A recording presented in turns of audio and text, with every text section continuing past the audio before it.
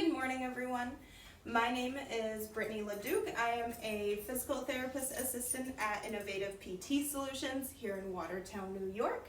I am also a certified personal trainer through the National Academy of Sports Medicine. So today I'm going to show you some strengthening exercises. That's Willow. Some strengthening exercises for your ankles. There's some people that will have some just instability in the ankles, typically more females than males. And if you roll your ankles a lot, this is a great way to help stabilize that joint and all the structures in there to prevent that from happening and possibly getting a really bad sprain. All right, so first you will need a resistance band.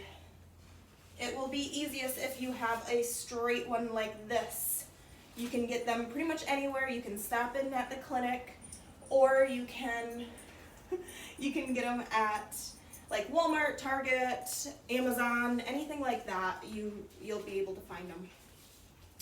Depending on your starting point, you might have to start with a lighter resistance and then build yourself up, but you can pretty much kind of feel it out to see where you're at.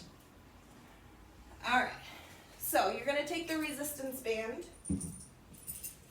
you're going to put it right underneath kind of the ball of your foot, right at that, that joint there, and bring that right around, pull up so you have some tension on it, and then you're going to start with just kind of like a gas pedal.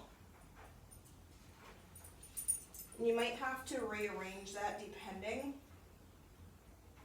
So coming down just like that, about 10 to 15 times is a good starting point. There you go. Next, you're going to take the band and it's going to come over towards your left side. Keep it kind of around that midfoot there on your right, or on the injured or whatever foot you're working. That's Chloe, everyone.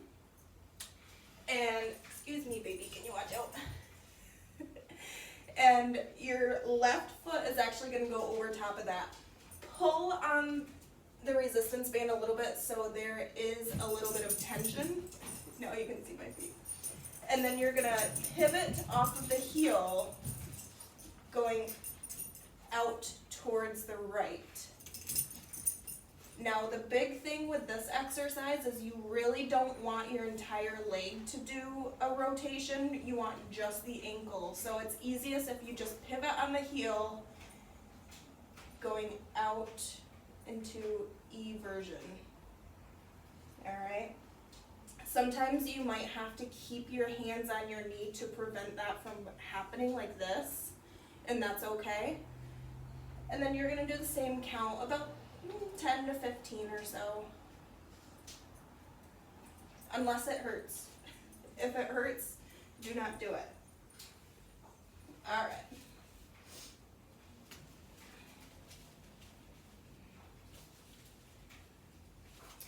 Then, you're going to have to tie this to something for the next one.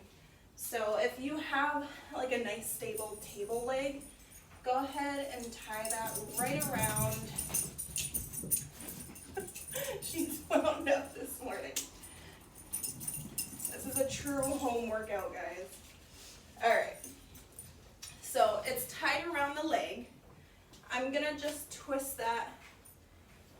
Come here, get out of the way. Oh, go get it. You're gonna twist that so it's around that, the ball of your foot there. And then she loves the camera today, at least. Come on.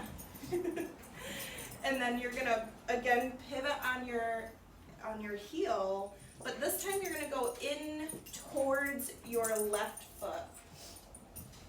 It might roll a little bit, so just keep track of that. You don't want it to roll all the way down, then you're not getting the resistance that you want. So you're just coming into inversion. Again, this is another one that we really like to use the whole entire hip So make sure you're not doing something like this. You want to just pivot and use that foot and ankle to do the motion. So coming in just like that, 10 to 15 times. Very good. And then, if you have someone to help you with this one, that would be fantastic. But if not, you can come right down, loop this around the top of your foot. I'm actually going to show you with my left foot just so you can see it a little bit better. So now there's a little bit of tension on it, and you're going to bring it up, just like that. So there's 4 directions for the ankle. The first one that we did was plantar flexion, so that's where the toes are going down. And then you have eversion. That's when your left foot was standing on top of the band and you're pulling your foot out. Next one was inversion. That's where you're going to have to tie it to something and then pull your foot in, keeping that knee and that hip nice and stable. And then this one is dorsiflexion. So you're coming up, bringing your toes towards you. Again, having that tied to something for your resistance. All right, good. A few more exercises that you can do is just take a little towel and you are going to put that right on the floor and then distract your dog with a toy. And then you're going to take your toes and you're going to scrunch your toes in, so you're actually trying to like pick up the towel using your feet. So you're tightening your toes.